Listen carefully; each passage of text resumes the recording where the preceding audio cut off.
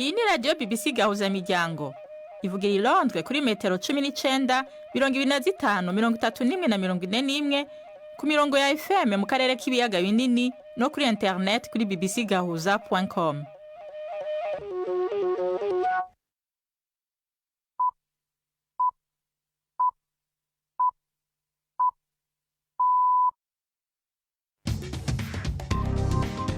Ubu ni saa 10 n'igice ku isaha mpuzamakungu ya GMT, isaha 12 n'igice mu Rwanda no mu Burundi.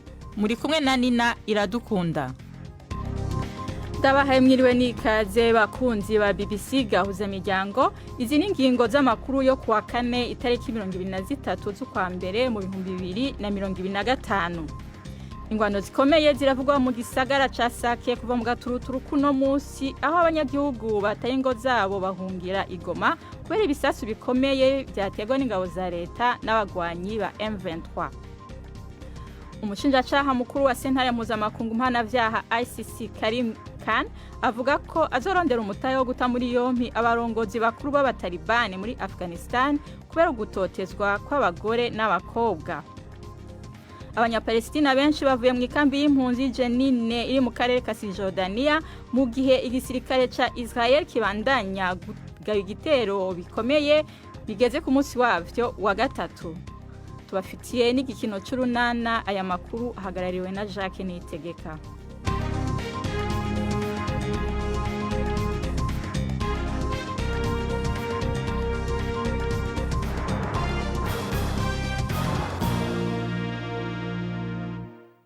Amakuru yacu tuyahere mu karere k'ibiyaga bigari. Hadutse iyindi migwano hagati y'igisirikare ca Kongo n'abagwanyi b'umugwi wa M23 Isake, igisagara kiri ku birometero 200 mu burengero bwa Goma, umugwa mukuru w'akarere k'ubuseruko bwa Kongo. Itana mu mitwe ryatanguye kare mu gaturuturu, ababa Igoma bakavuga ko bumvise ibisasu vyinshi biturika. Sake ni gisagara ngira kamaro kiri kwibarabara rikuru ry'Igoma. Ingabo za leta ziri kumwe n'abazifasha ziriko zirasubiza inyuma abagwanyi ba M23 baherutse gufata Minova, igisagara gikomeye c'ubudandaji giha Goma ibidandazwa biva mu burimyi. Ibitero biheruka vyatumye abantu ibihumbi amajana bahunga. Hagati aho aba mu gisagara ca Goma bavyukanye ubwoba bwinshi nyuma y'iyo migwano iriko irabera Isake. Twashatse kumenya uko vyifashe Goma maze tuvugana na Olivier Kanyejomba, umuhuzabikorwa w'ishiramwe ritegamiye kuri leta Nouvelle Société Civile Congolaise, yari mu gisagara ca Goma, ambwira uko ibintu vyifashe. Ubwoba bwazindutse muri Goma bituma n'imirimo myinshi iza guhagarara, biturukanye n'uko M23 yazindukiye mu mujyi wa Sake ihanganye n'ingabo za leta na wazalendo. Kugeza na n'ubu ngubu imirwano iracakomeje hariya mu mujyi wa Sake mu buryo bukomeye cyane. Nanone biza gutuma abari bari mu nkandi bagiye bahegerera, benshi barirukanka. Mu kwiruka baja mu mujyi wa Goma, baja kwerekera ahantu batekereza ko babona umutekano, baja ku mashuri, abandi baja ku nsengero batekereza ko babugururira bakajamo. Ariko kugeza na n'ubu umujyi wa Goma uri mu kangaratete, kuko naho bita ikibumba naho imirwano irakataje cyane. Ibyo mbese nibyo byatumije umuhanda uba uruvunganzoka, abantu batatekereza iyo bashobora kuja gupfa kugenda gusa. None bahunga baja hehe? Ngo barava mu makambi, abandi baba bari muri Sake binjira mu mujyi wa Goma. Urabona ko umujyi wa Goma umaze kuba akantu gatoya gafite za miliyoni z'abantu abagiye baba mu materitwari atandukanye muri za Rucuru, Nyiragongo, Masisi na Kalehe. Hariho abagiye barajamo n'abavuye hariya nyine muri za Minova, bose barunze mu mujyi wa Goma. Ubwo rero bagenda birukanka amabombe ari kugenda arushaho kwiroha mu nkambi z'impunzi. Abo bahunze bava Isake no mu nkengero zaho hariko harabera ingwano, boba baronse ikibafasha kuvaho ingwano yandukiye mu gaturuturu? Urabona kuva mu gitondo n'abantu bashinzwe kubafasha nk'aba humanitaire, abo bantu bose ntabwo babonye uburyo baja no mu mirimo yabo, biturukanye naho urusaku rw'amabombe n'imbunda ziremereye cyane. Ubwo naho nabo bari mu mujyi wa Goma nabo babuze mbese ibintu bakora kugeza ubu nta butabazi na bukeya buhari. hari abamaze kugwa muri iyo mirwano canke baba bakomeretse? Ubu kubisobanura nangwa se gutanga imibare biragoye cyane, gusa ko uyu munsi byagaragaye ko abaturage benshi muri kariya karere ka Sake bagiye bafatwa n'amasasi, benshi bagiye baja mu bitaro tubabona batambuka mu mihanda. Ntabwo mbese umubare usobanutse kuba uburyo bavuga ko ari umubare ungana iki waje gukomereka. Tukivuga ku makuru ya Kongo, ibitero by'abagwanyi b'umugwi wa M23 ushigikiwe n'u Rwanda biguma bigwira mu buseruko bwa Republika ya Demokarasi ya Kongo, naho hari amasezerano yo guhagarika ingwano yasinywe mu kwezi k'umunani k'umwaka uheze. Ku wa kabiri M23 yafashe igisagara ca Minova, inzira ihambaye cyane yo gushikana ibifungurwa muri ako karere.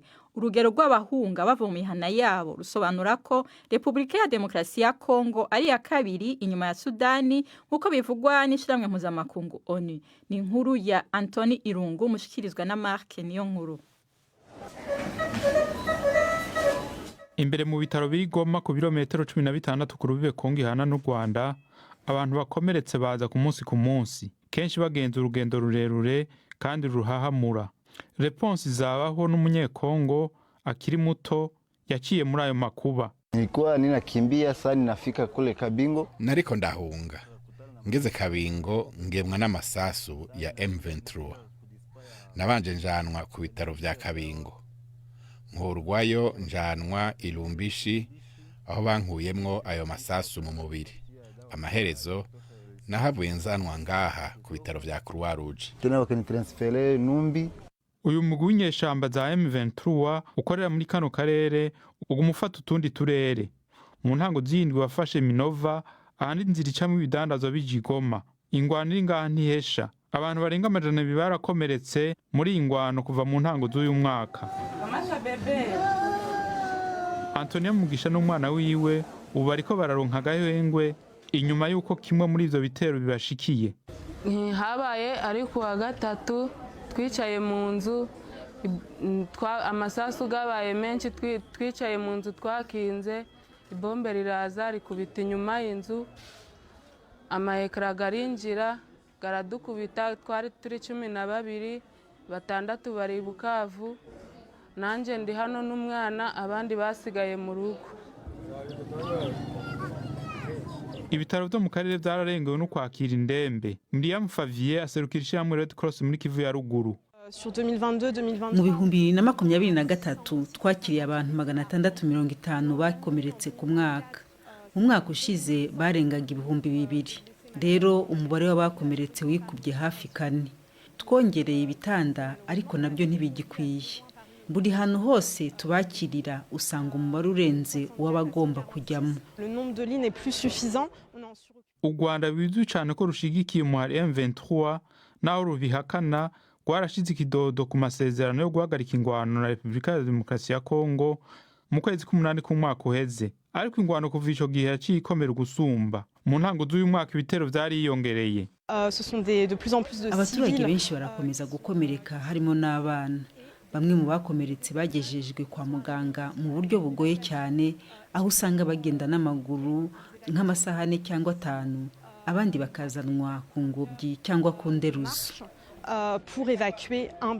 Mu gihe ibitero bikomeza, ivyago biva ku bitaro bija ku makambi y'abatesheje izabo hagati mu gihugu. Hafi abantu 250 bataye izabo kubera ingwano muri uyu mwaka wonyene. Ikiringo c'inteko za ONU zaje kugarukana amahoro muri Kongo congereje gushika ku mpera z'umwaka wa 2025. Icizere nuko abasirikare ba ONU bagera ku 11,500 barungitswe bazogira impinduka bazana. Ni saa 10:38 muri studio za BBC i London. Ni saa 12:38 gashinge karimutse. Mu Rwanda no mu Burundi aya makuru murayumva no kuri Humuriza FM mu Burundi no kuri Kisoro FM mu manuko bwa Uganda. Amakuru yacu arabandanya nyuma y'akaruhuko gato.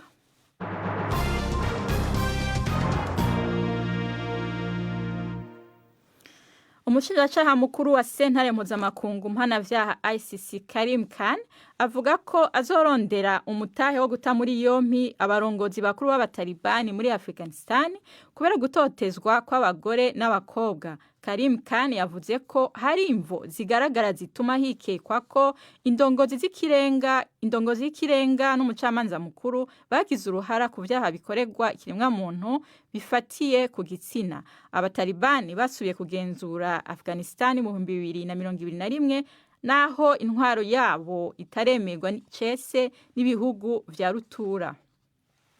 Umukandida mukuru w'umugambwe w'abagera ku vyumviro bihagaze ku vya kera vyitezwe ko aba umukuru wa leta y'Ubudagi yasezeranye ko azofunga imipaka y'ico gihugu kubimukira bose binjira badakurikije amategeko mu gihe umugambwe wiwe wotsinda amatora ategekanijwe mu kwezi kumwe. Friedrich Merz wo mu mugwi ugendera ku matwara y'uburyo yo hagati na hagati uza imbere mu biharuro ngereranyo vy'ivyumviro bizova mu matora, yavuze ko muri abo bimukira harimo n'abasavye leta ubuhunzi.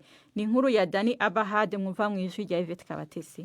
Ibijyanye n'abimukira niyo ngingo igarukwaho cyane mu bikorwa byo kwiyamamaza muri aya matora. Ikusanyabitekerezo rya buri kwezi riherutse ry'ibitangazamakuru bya leta rigaragaza ko iyo ngingo yarenze kure iy'ubukungu, aho iza ku mwanya wa mbere nk'ihangayikishije abatora mu Budage. Friedrich Merz siwe munyapolitiki wenyine wizeza umurongo ukarishye, ariko ntashaka guha amahirwe uwo mu ishyaka ry'abatsimbaraye ku bya kera. Kubw'ibyo nyuma y'umunsi umwe habaye igitero cy'uwacumiswe icyuma bivugwa ko byakozwe n'umunya-Afghanistani wimwe ubuhungiro unafite ibibazo byo mu mutwe. Ubu bwana Friedrich arashimangira akamaro ko gushira imbere amategeko arinda imbibi z'igihugu. Arashaka kandi ko polisi igira ububasha burenze bwo guta muri yombi abimwe ubuhungiro, kandi ko hashyirwaho ibigo byinshi byo gufungiramo abantu nk'abo kugeza ubwo boherejwe aho baturutse. Abanyapalestina benshi bavuye mu ikambi y'impunzi y'Jenin iri mu karere ka Cisjordania kabamwe abanyapalestina kigaruriwe na Israel, mu gihe igisirikare ca Israel kibandanya kugaba ibitero bikomeye bigeze ku munsi wavyo wa gatatu. Guverineri wa Jenin yavuze ko ababa muri iyo kambi batanguye kuvayo inyuma yaho igisirikare ca Israel gitangiye amategeko yo gukinjura gikoresheje ivyuma bishikana amajwi kure vyari ku ndege zitajamwe abadereva n'imiduga. Ariko ico gisirikare cavuze ko kitazi vy'itegeko na rimwe ryo gusaba abantu gukinjura. Ingabo zari zavuze kare ko zishe abanyapalestina babiri bitwaje ibigwanisho bagavye igitero caguyemwo abantu benshi mu ntango z'uku kwezi. Amakuru ava mu binyamakuru vyo muri Israel avuga ko ingabo za Israel IDF ziriko zisaba ko zongerwa imisi 30 yo gukura ingabo zabo muri Libani, imisi mikeya imbere yuko umunsi ntarengwa wo kuzikurayo wumvikanywe mu masezerano yo guhagarika intambara na Hezbollah ushika. Muri ayo masezerano IDF isabwa ko ku itariki 26 z'uku kwezi izo yamaze kuva mu birindiro vyayo vyose mu manuko bwa Libani bikajamwo ingabo za Libani. Ariko igisirikare ca Israel kivuga ko gishaka kongerwa iyindi misi yo gutahura no gusambura ibigwanisho vya Hezbollah.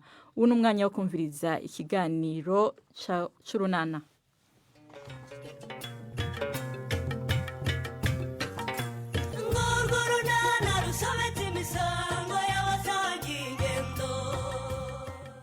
Imibanire ya Honorine na Nyirabazungu yongeye kuzamo agatotsi.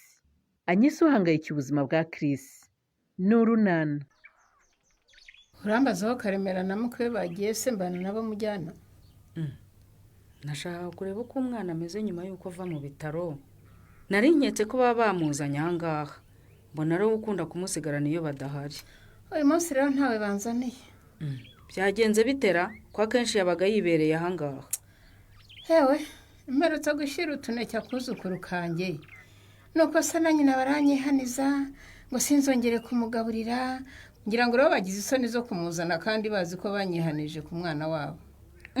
Ubwo se Karemera na Honorine bafashwe n'ibiki byatumye bakubwira batyora? Ubwirasi bw'abantu bubu se wabushobora wa mubyeyi we. Ubwo ngo nari muhaye utuneke yewe ntabanje gukaraba intoki. Nyirabazu, ndakumva. ibyo Karemera na Honorine bakoze nibyo. Kubera gukora ahantu hatandukanye rero. Burya mu biganza byacu haba harimo umwanda mwinshi cyane utaboneshwa amaso. Ni itegeko rero ko igihe cyose ugiye kurya cyangwa kugaburira umwana ugomba kubanza gukaraba intoki n'amazi meza n'isabune. Aha, niko se mujyana nkwibarize. Nta kibazo rwose mbaza ndagusubiza. Buriya Karemera ko namureze ntakaraba intoki. Buri munota buri segonda. Byamubujije kuba umugabo. Yarakuze kuko yabaye umugabo Nyirabazu. Ariko nanjye reka nkubaze kandi unsubize. Ndagusubiza rwose. Uramutse uri uburozi kubw'amahirwe ukaburuka ejo wakongera ukarya ubundi ngo n'ubwa mbere ntacyo bwantwaye. Aho nawe ugereranyije ibitagereranye. None se uburozi nyine ko ari uburozi bwanakwica. Urumva bihuriye he n'iyo mihindo mwazanye yo kwiriza intoki mu mazi boshye winika imyumbati ngo azarye ubugari? Birahuye cyane. Uko ugaburira umwana ibiryo birimo umwanda niko umwongerera ibyago byo kurwara inzoka zo mu nda ndetse n'impiswi. Kandi urabizi ko impiswi ku mwana muto ari indwara mbi cyane urebye nabi yanamuhitana. Aha, nababwira iki? Bazamugumana umwana wabo bajye bamurira uko babyumva. Maze ntazongere kurwara kubera nyirakuru w'umunyamwanda da. Ariko gukaraba intoki ntibigoye. Nawe wabikora kugira ngo wirinde ndetse unarinde umuryango wawe indwara zituruka ku mwanda Nyirabazu. Ego ko Nyirabazungu wagowe. Inshuro numvise Karemera n'umugore batondekanya ngo zo gukaraba intoki nazivamo. Reka da, wagize ngo ni nyinshi se? Ntugukaraba uvuye ku musarani. Ugiye gutegura amafunguro. Mbere yo kurya. Ugiye kugaburira umwana. Umaze guhanagura umwana cyangwa gukuraho umwanda yitumye. Ubwo urumva ibyo bigoye Nyirabazu? Aho bitagoye ni he? Uyu munsi nta mupira wazanye ngo udutize Oba. Ntawe nazanye n'ejo ntawe nzazana. Kubera iki se? Ntabwo uzongera gukina umupira? Saa yine nzajya nkora telefone yanjye yapfuye ndebe ko yaba nzima. Wowe se ufite telefone? Nimuze hano nyibereke. Iri hehe se? Do, iyi se ni iki? Iyi se ni telefone? Kari bateri yayo n'urugi rwayo? Ahubwo iyo ninakora dore yarabyimbye. Na papa yarayifite irabyimba nka gutya ahita yijugunya. Sawa, nimukomeze muyipinge ntago muzi gahunda nyifitiye. Uzayikoresha iki se ko yabyimbaganye? Mfite ururugi, n'iyi batiri. Hari na simukadi natoye mu nzira. Nzagenda mbyengeranya gake gake kugeza aho nujuje telefone yuzuye.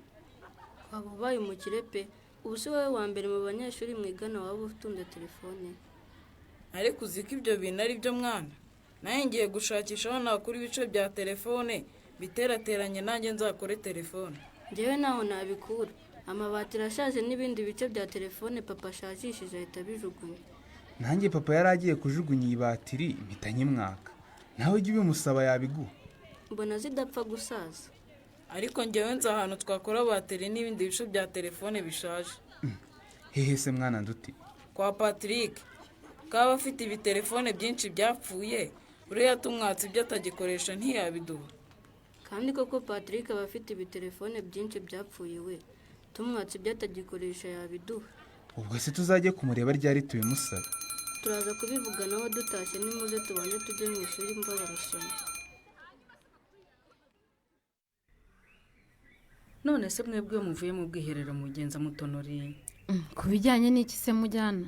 No gukaraba intoki. Kuki nta kandagira ukarabe mwashyize ku musarani wanyu?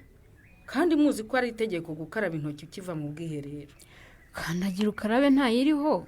Ariko rwose ndabizirikana nava mu musarani nkasuka amazi mu ibase narangiza ngakaraba intoki n'amazi meza n'isabune. Uragerageza ariko si byiza cyane. Kuko urumva wa mwanda uvanye ku musarani ubu ugejeje mu rugo ugatangira no kuwukoza ku bikoresho byo mu rugo. Nese ubwo byanze bikunze tugomba gutunga kandagira ukarabe koko? Nibyo byiza ariko wa mwanda uvanye ku musarane ugahita usigayo. Nibwo buryo bwiza bwo kwirinda indwara ziterwa n'umwanda. Cyane ko ari na zimwe mu zizahaza abana bari munsi y'imyaka 2. Yewe ndaje mbyiteho rwose. Singe bishimiye ko umwana wanjye azakomeza kurwaragurika kubera umwanda. Nukuri rwose gerageza pe. Buri umwana uri munsi y'imyaka 2 akeneye isuku yihariye. Yaba y'umubiri cyangwa y'ibiribwa ryo. Mujyana ibyo ndaje mbyiteho rwose. Ukibuka kandi kumuhindurira amaze kwituma. kumurinda gufata no gutamira imyanda urumva kandi ukazirikana kumuha ibinini by'inzoka buri mezi 6. ko mituweli nyifite se ntabuzwa n'iki rwose kumushakira ibyo binini bimurinda inzoka mujyana. Ikindi rero mbagaye Honori umusarane wanyu si mwiza pe. Mujyana ubwo nawe rwose nturi namunoza uriya musarane sura ugaye iki kuko. Uriya musarane ntabwo kurungiye ntunakinze. Amasaza ashobora kuvamo akaba yaza hano mu rugo agakora ku bikoresho bimwe na bimwe byo mu rugo. Ibyo byose nabyivangamo rwose mujyana kuko kuva nataha ngaha uriya musarane rwose nasanze bawukoresha kandi natwe turawukoresha ntacyo dutwaye. Yego murawukoresha ariko ntabwo wujuje ibyangombwa by'umusarane mwiza. Mukwiye kuwukurungira mukawukinga ubundi mukajya mumupfundikira kugira ngo mwirinde amasaza uvamo akazana umwanda hano mu rugo. Niba ruko rero bimeze mujyana uzashake Karemera ubimwibwirire ngiye ibyo ngibyo rwose sinabyivangamo. Kubera cyo utabyivangamo Sonori kugira umusarane mwiza n'ishema ry'urugo rwawe.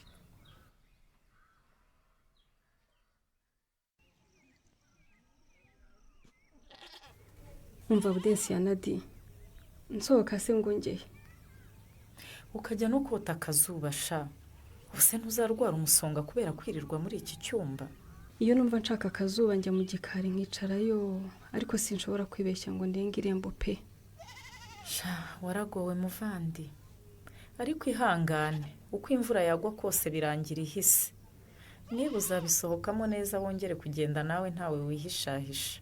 Ese ubundi hanze aha bavuga iki Bude? Hari abamenye uko byagenze se?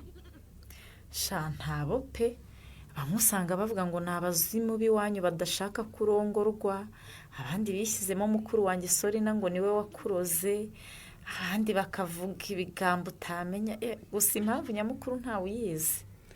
Sha Bude ukomeze ungirire ibanga wowe pe. Humura uretse umuryango wanjye wonyine nta wundi muntu n'uyu n'umwe wera wiraburuza uko ibyanjye byagenze uretse wowe muvandimwe. Rero urambemo rwose ntuzanshyire hanze ndakwinginze. Anye kumva nabigukora koko uretse n'uyu munsi kuva kera wigeze unkekamo umuhemu. Oya bambe ndakuzi wowe uri imfura ntiwabinkora Bude ndakuzi pe. None se uburateganya cyanye birumvikana ko utazakomeza kwihisha iteka. Urumva uzava mu nzu ukajya hanze ryari? Bude ibyo sindabitekerezaho na gato. Gusa ikintu numva nshaka ni uguhamagara Chris nkumva uko ameze. Chris sabaye iki? Hari aho ameze neza. Binkundiye namuvugisha ndetse nkanamusaba imbabazi ko ntabimubwiye hakiri kare bigatuma ndetse nawe rwose mutera igihe. Cyakora kuko ririya ni ikosa wakozanye ukimara kubona ko atangiye kubaseriye mu rukundo wagomba guhita umubwira uko ibintu bimeze akagukunda bizi neza ko ufite umwana. Gusa nubwo natinze ariko byibuze ubu ibi ni byiza kuruta uko nari kumureka agasaba kanakwa nkazabimubwira byararangiye. Yewe ibyo byo byari kuba ari ibindi bindi. Ibazi yakubenga waranasabwe n'inkwano umwana amaze kuyakira. Nibyo byari kuba bibi cyane Bude. Niyo mpamvu nifuzaga kuvugana nawe rwose nkamusaba imbabazi. Tinyuka umuhamagare ntakwakira neza muvugane. Nakwakira nabi kandi umureke. Byibuze urabona amenye niba nawe yarakubabariye cyangwa akikurakariye.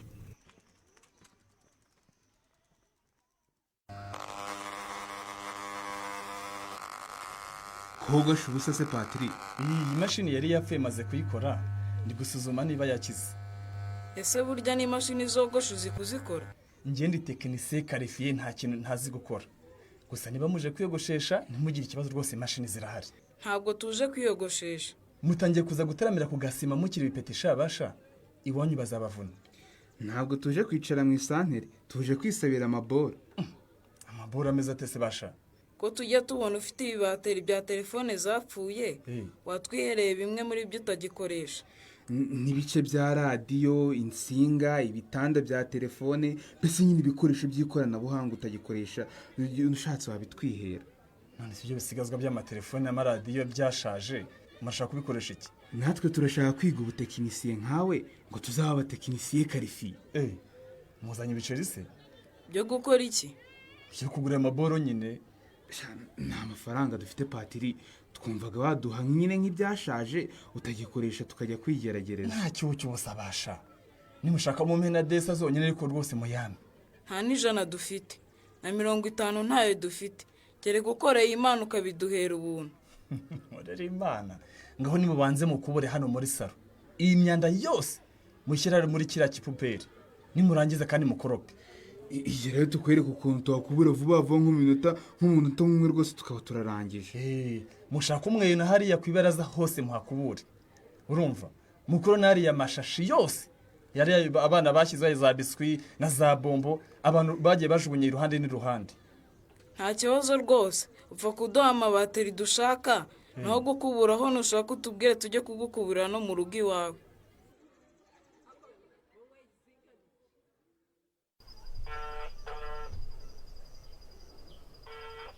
mwihorere ubwo ntashaka kumvugisha rega bude. Reka nongere muhamagare irindi rimwe. We yerekeraho Budensiya, umuntu wahamagaye kabiri atagufata burya nushaka kujya umwihorera, kuko ashobora kuba atayegereye cyangwa akaba arimo no kwanga kuyifata ku bushake. Ubuse Chris yaba yangira iki kumfata? None se wewe ko turi inshuti bude kandi arabizi neza ko ari wowe wari kubimbera marene, uhasanga rero yabiketse ko turi kumwe cyangwa kumva ko niyo twaba tutari kumwe ugiye kumuganiriza ku bibazo byanjye. Ariko nawe wimukabirizanye, yababwiwe n'iki ko ari uri kumuhamagara se ko nta nimero ye ngira nawe akaba adatunze yanjye? Nyine wasanga yarebye ko akunda umuntu yigira nkaho agiye koherereza undi amafaranga bakamwereka amazina. Arwana n'iki suko?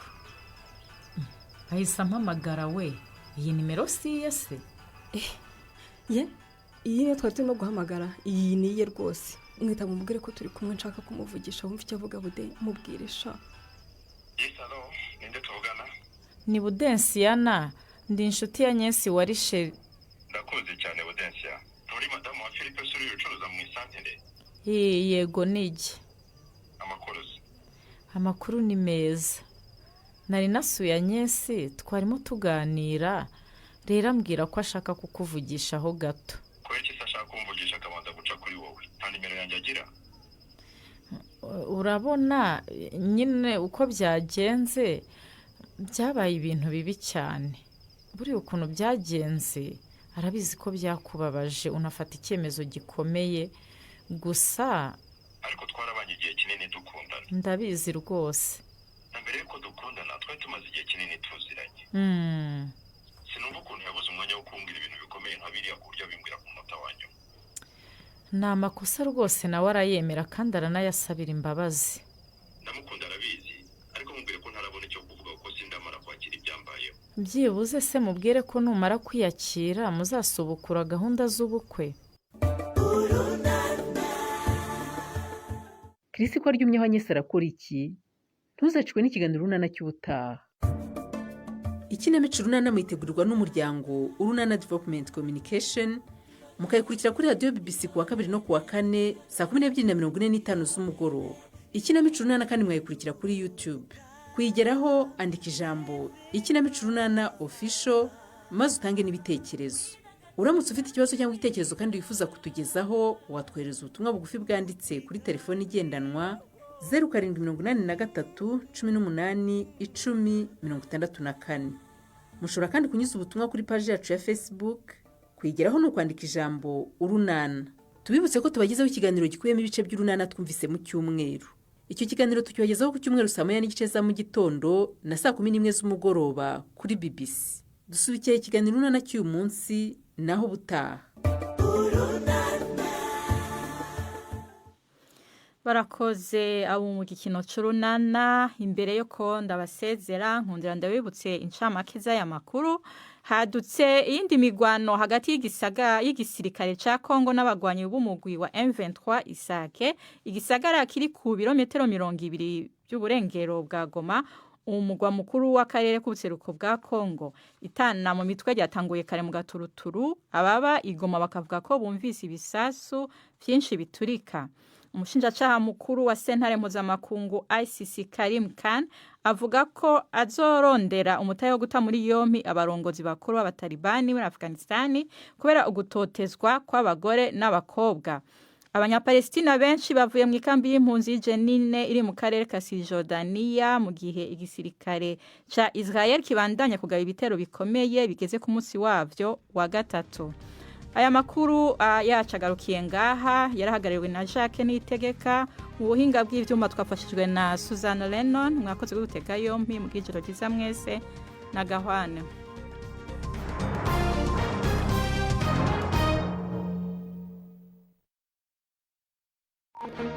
Thank you.